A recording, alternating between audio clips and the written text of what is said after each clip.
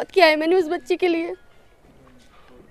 संभालिए आप अपने आप को पहले, सबसे पहले अभी वो स्थिति में भी नहीं है कि हमसे इस तरीके की बात भी कर पाए, क्योंकि आप खुद सोचिएगा, इनके जो पति हैं जिनकी परवरिश उन्होंने करी थी, जो बच्ची थी वो, इनके पति पर उसी का ही आरोप लगा दिया है कि उन्होंने उसके साथ कुछ गलत हरकतें करी। तो आप खुद ही सोचिएगा कि क्या कुछ चल रहा है हमारे समाज में। आप नमस्कार, सभी का स्वागत है परवतजन डिजिटल में। अभी परसों हमने आपको एक खबर दिखाई थी जिसका टाइटल ही ये था कि मानवता को शर्मसार करने वाली खबर। किस प्रकार से जो चारों बच्चे हमने आपको दिखाए थे, जिसको उनके मामा ने घर से बाहर निकाल दिया था। जो उनके पिताजी थे वो अभी जेल में बंद हैं और माताजी बड़ी मेंटली डिस्टर्ब थी और कहीं चले गई। आज उसी स्टोरी को हम फॉलोअप करते करते आज आए हैं और अब जो माताजी हैं वो आ गई हैं। हम आपको दिखाना चाहेंगे अभी कि माताजी अभी तक कहाँ थी, क्या कुछ इस केस में चल रहा है। बड़ा ध्यान से सुनिएगा और आपको शायद इस केस से ये भी पता चल पाए कि जो जस्टिस की हम बातें करते हैं, किस प्रकार से जस्टिस आम लोगों के लिए कुछ और होता है और ख़ास लोगों के लिए कुछ और ये जस्टिस होता है। और उसके बाद हम लोग उनसे भी मिलवाएंगे जो वकील इनके हैं, सुप्रीम कोर्ट के सीनियर एडवोकेट भी हैं, उनसे ही मिलवाएंगे और पूछेंगे कि क्या कुछ है। सबसे पहले मैं उनकी माताजी के पास में आता हूँ। हमने खबर करी थी कुछ दिन पहले, आप पास आ गए हैं। क्या कुछ हुआ था, कहाँ थे आप? क्योंकि बड़े परेशान थे बच्चे और हम देख रहे थे कि जो मामा जी है बड़े तंग कर रहे थे उनको। जी सर, मैं थोड़ा बहुत ज़्यादा डिप्रेशन में आ गई थी सर। ये लोगों के सवालों के जवाब नहीं दे पा रही थी, खुद से फेस नहीं कर पा रही थी, क्योंकि बहुत किया है मैंने उस बच्चे के लिए। संभालिए आप अपने आप को पहले, सबसे पहले अभी वो स्थिति में भी नहीं है कि हमसे इस तरीके की बात भी कर पाए, क्योंकि आप खुद सोचिएगा, इनके जो पति हैं जिनकी परवरिश उन्होंने करी थी, जो बच्ची थी वो, इनके पति पर उसी का ही आरोप लगा दिया है कि उन्होंने उसके साथ कुछ गलत हरकतें करी।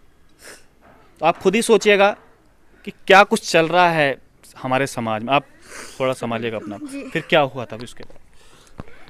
थोड़ा आगे आ जाइए। फिर सर उसके बाद फिर मैं थोड़ा सा मुझे एक दिन वो मिली, मैं जा रही थी रास्ते से, तो वो मुझे कहने लगी कि अगर तुम यहाँ से नहीं जाओगे, तुम अगर यहाँ से नहीं गई तो तुम्हारे बच्चों के साथ भी मैं वही करूँगी जो तुम्हारे हस्बैंड के साथ हुआ है। तो सर मैं कुछ समझ ही नहीं आया, मुझे कुछ समझ ही नहीं पा रही थी। मैं वैसे भी बहुत ज़्यादा परेशान थी। छोटा सा घर है हमारा, हम एक दरवाज़ा भी नहीं लगा पा रहे थे अपने कमरे में, तो कैसे केस लड़ते। तो उसने यही सोचा और हमें झूठे केस में फंसा दिया सर। ये देखिएगा, थोड़ा समझने की भी कोशिश कीजिएगा। हालांकि मैं पहले भी बता चुका हूँ, लेकिन जिन्होंने देखा नहीं है वो पुरानी वीडियो भी देखिएगा ताकि पूरी कहानी आपको पता चल पाए। ये दो बहनें हैं, एक बहन ये है, एक बहन ये है। इनका एक भाई था। जो बच्ची हैं उनके 4 भाई बहन हैं। उनके मामा वो लगते थे और मामा ने किस प्रकार से जो इनके हस्बैंड थे उनको किस प्रकार से फंसाया गया, उन पर आरोप लगाए गए। और उसके बाद क्योंकि जो इनके पिताजी थे, नाना जी, उन्होंने इनको भी वहाँ पर रहने के लिए दिया था। और किस प्रकार से एक कहते हैं कि पैसों की भूख के चलते ये सब चीज़ें जो मानवता को शर्मसार करने वाले, रिश्तों को ताड़ ताड़ करने वाले जो कृत्य समाज में होते हैं। एक कहानी मैंने आपको बताई थी कि किस प्रकार से हमारा जो मानवता है वो किस प्रकार से शर्मसार हो रही है, इंसानियत कहीं नहीं बची है। लेकिन दूसरा पहलू इसका कुछ और भी है। कुछ लोग समाज में ऐसे भी हैं जो इन गरीबों के साथ खड़े हैं, क्योंकि बहुत गरीब हैं। शायद उनको कानून का नहीं पता है कि कानून किस तरीके से होता है, उनको नहीं पता है कि प्रशासनिक कार्रवाई किस तरीके से होती है। लेकिन जो इसको जानते हैं, लेकिन कुछ समाज में सर, सबसे पहले तो बहुत थैंक यू आपको, बहुत बहुत कि आपने धन्यवाद, इन बहुत गरीबों की मदद करी। और आप जी देखिए, ये तो फ़र्ज़ है और अच्छे वकील का फ़र्ज़ होता है कि हर एक जो है जिसे न्याय मिलना चाहिए उसकी मदद करें। जी, क्या कुछ चल रहा है सर इस केस में? अब वो जो बता रहे हैं कि, क्योंकि कई हमारे दर्शक कमेंट भी कर रहे हैं कि आप पहले क्यों बोल रहे हो, कि हो सकता है कि कुछ हुआ हो इस केस में, आप मत बताइए। आपसे जानना चाहेंगे सर, क्या कुछ हुआ था? क्योंकि 1 साल से जो उनके पति हैं वो जेल में हैं अभी तक। क्या कौन कौन सी धाराएं उन पर लगी थी और अब उसका क्या स्टेटस है? देखिए, थाना कोतवाली ने एक मुकदमा कायम किया था राज्य बनाम राजीव जुयाल, इनके हस्बैंड और इनके खिलाफ।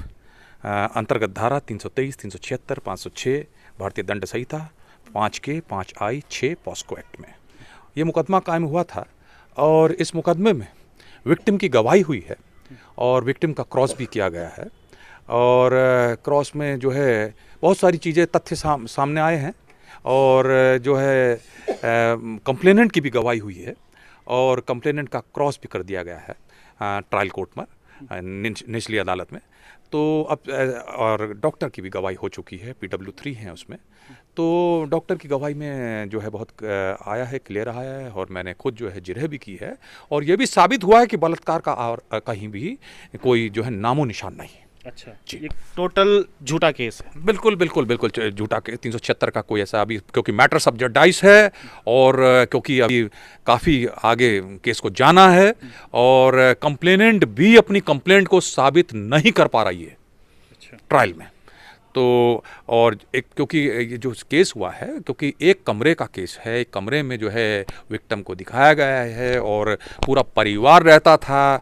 जो व्यक्ति जो अभियुक्त हैं, राजीव जुयाल रहती थी, उनकी वाइफ रहती थी, एक ही कमरा है, उसमें दरवाज़ा नहीं लगा हुआ है। और बड़ी आश्चर्य बात है कि जो है ये कहा गया है कि इसमें ऐसा हुआ है, इट इज़ नेक्स्ट इम्पॉसिबल, जो है संदेह से परे है, ऐसा नहीं हो सकता, क्योंकि एक ही कमरे में पूरा परिवार रहता हो, ऐसा नहीं हो सकता।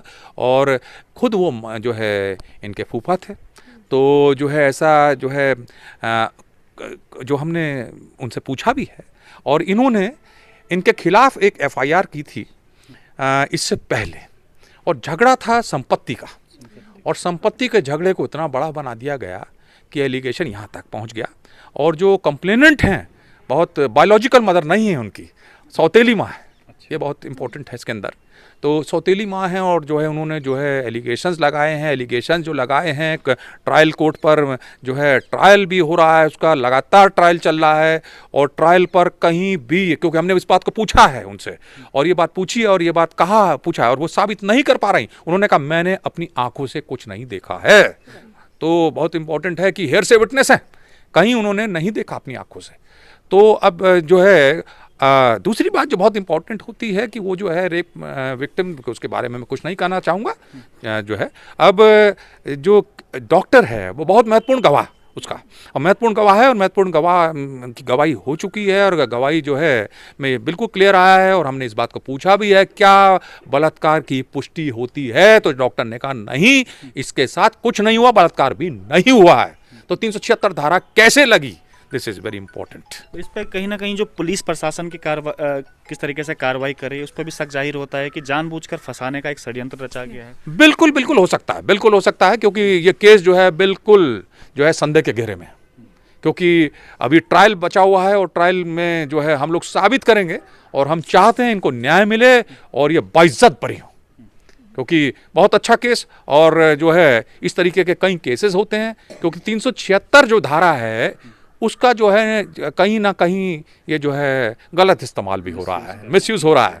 तो बहुत ज़रूरी है कि इसको भी चेक करना ज़रूरी है। प्राइमा फेसाई कोई ऐसा एविडेंस जो है इसमें नहीं होता। अगर 376 का आरोप लगा दिया जाता तो 376 सीधा ही 376 कायम हो जाती है। इसमें कोई ऐसी इतनी बड़ी विवेचना जो है, जो विवेचना अधिकारी है वो प्राइमा फेसाई नहीं करते हैं और सीधा जो है जेल भेज दिया जाता है। तो बहुत बड़ी इंपॉर्टेंट चीज़ है ये जो है कि कहीं प्राइमा फेसाई भी इंक्वायरी होनी चाहिए और सच्चाई क्या है पहले वो भी जो है आनी चाहिए, तो उसके बाद आदमी को जेल भेजा जाए।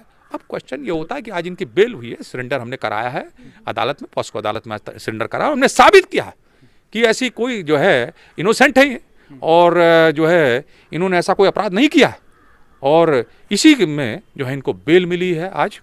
लेकिन सर जो मानसिक प्रताड़ना अभी तक इन्होंने झेली, अभी तक जो इनके हस्बैंड है वो अभी तक जेल में है, 1 साल से ऊपर तकरीबन हो गए, तो वो सब चीज़ें क्या कवर हो पाएंगी, किस तरीके से हो पाएंगे? जो जुडिशियरी सिस्टम है किस तरीके से परेशान, मतलब 1 साल के आसपास तकरीबन हो गया, वाकई में ये एक सोचने वाली बात है। जी बहुत बड़ी क्वेश्चन आपने मुझसे पूछा है, बहुत बड़ा प्रश्न है और ये प्रश्न चिन्ह लगाता है, क्योंकि सबसे बड़ी बात यह है कि जो स्थिति जो अब चल रही है उसमें जो है बेल जो है, बेल और जेल, बेल इज एक्सेप्शन, तो उसमें कहा है तो बेल जो है बेल होनी चाहिए, इनोसेंट आदमी की बेल होनी चाहिए। एंड बेल का कानून भी यही है कि till the time he is not guilty, अगर गिल्टी प्रूव नहीं होता तो बेल आपको देनी चाहिए अदालत को, क्योंकि बहुत सारे लोग हैं जो अंडर ट्रायल चल रहे हैं और जो है 1.5 2 साल बाद जो है उनके जो है वो छूटते हैं और फाइनली ये होता है कि केस में वो बरी हो गए। तो 1.5 2 साल जो उन्होंने जो है अपना कष्ट के बीते बीते लोगों की बेइज्जतियाँ सहन करी, वो उसका कोई भी देने वाला नहीं है, उनका उसका कहीं पूर्ति नहीं होती, क्षतिपूर्ति नहीं हो पाती। ये एक जनरल। सर बहुत धन्यवाद आपको भी करना चाहूँगा कि आपने दोबारा से कर रहा हूँ, क्योंकि बहुत कम ऐसे लोग होते हैं समाज में। एक तरफ हम समाज का वो चेहरा देख रहे हैं जहाँ पर रिश्ते तार तार हो रहे हैं। मामा जो अपनी खुद जो हम सगी बहनें हैं उनको घर से उन्होंने निकाल दिया, झूठे इल्ज़ामों में फंसा दिया, जो अभी तक सामने पर। दूसरी तरफ जहाँ जैसे भी हैं सर, जो आप बिना किसी रिश्तेदारी के इनकी मदद करें, बहुत बहुत धन्यवाद सर आपको। देखिए, सबसे बड़ी बात ये होती है कि वकील का फ़र्ज़ है कि न्याय देना। अमीर और गरीब नहीं देखा जाता। और कहते हैं कि कई लोग हैं जिन पे पैसा नहीं है जेब में, वो उतना जो है साधन नहीं है उनके पास। तो हम लोग हैं अभी, और ईश्वर ने हमको भेजा है, तो चाहते हैं कि उन व्यक्तियों को न्याय ज़रूर मिल सके, ताकि जो है लोगों का न्याय पे पूर्ण विश्वास रहे।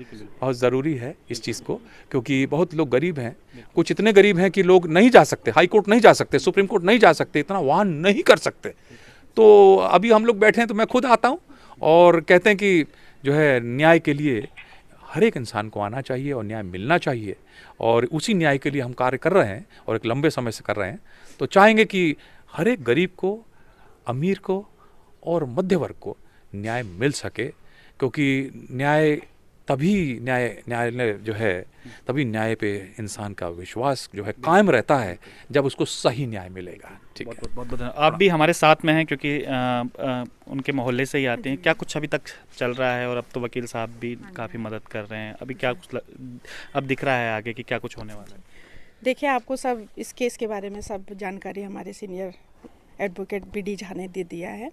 और मैं ये कहना चाहूँगी, देखिए, हमारे इस परिवार पे जो ऋचा माथुर ने जो झूठे आरोप लगाए हैं वो बिल्कुल बेबुनियाद है। ये बेकसूर है परिवार। आप इनकी शक्ल देख सकते हैं। बच्चे, एक तरफ सरकार बोलती है बेटी बचाओ बेटी पढ़ाओ, अब ये उत्तराखंड की एक बहुत बड़ी एक हमारे लिए उपलब्धि है कि ये परिवार आज एक हो गए हैं, और एक साथ है इनकी माँ, हमारी बहन उर्मिला ज्वैल, जो कि बेचारी बहुत मेंटली डिस्टर्ब हो गई थी उस औरत की टॉर्चर से। और मैं आपसे ये चैनल के माध्यम से यही बोलूँगी, जो ऐसे लोग होते हैं जो इस पोक्सो केस का एक बहुत नाजायज़ फ़ायदा उठाते हैं, इन लोग के ऊपर सख्त कार्रवाई होनी चाहिए। और मैं चाहती हूँ कि ये ऋचा माथुर जिन्होंने इन परिवार के साथ ऐसा किया, परिवार बेचारे रोड में आ गए हैं, उसको सख्त से सख्त सजा मिले। आप लोगों से मेरी बहुत धन्यवाद। और उनकी लड़की भी हमारे साथ में है। जब हम उस दिन बातें कर रहे थे तो काफ़ी डिप्रेशन में भी थी, आंखों में आंसू भी थे। आज कैसा लग रहा है बेटा? आज मम्मी भी आ गई है पास में, और कई उम्मीद दिख रही है, सर भी साथ में। जी सर, बहुत अच्छा लग रहा है कि मेरी मम्मी आ गई है। बस मेरे पापा का इंतज़ार है कि वो भी जल्दी आएँ। जो ऋचा माथुर और संजय माथुर ने हमारे साथ इतना ज़्यादा गलत किया है, उनको भी ऊपर वाला उनको भी बहुत ज़्यादा सज़ा दे, कि हम इतने अच्छे मतलब मम्मी पापा हम लोगों को मिलें, और इतने अच्छे हम लोगों को सब लोगों ने इतना ज़्यादा सपोर्ट किया है। आप लोगों ने भी बहुत किया है, बहुत ज़्यादा है। चलिए, बहुत बहुत धन्यवाद। और कहते हैं कि खुदा के घर देर है पर अंधेर नहीं। तो न्याय जो है वो देर सवेर मिलके ही रहता है। जब समाज में सर जैसे लोग हैं, मैडम जैसी लोग, तो वाकई में हमारा समाज इन्हीं ताने बाने से मिलकर बनता है। तो उम्मीद करते हैं कि जैसे माँ को आज बेल मिली है, पिताजी भी जल्दी ही छूट के आएंगे। तो आज के लिए इतना ही। आप देख रहे थे आपका अपना परवरजन डिजिटल।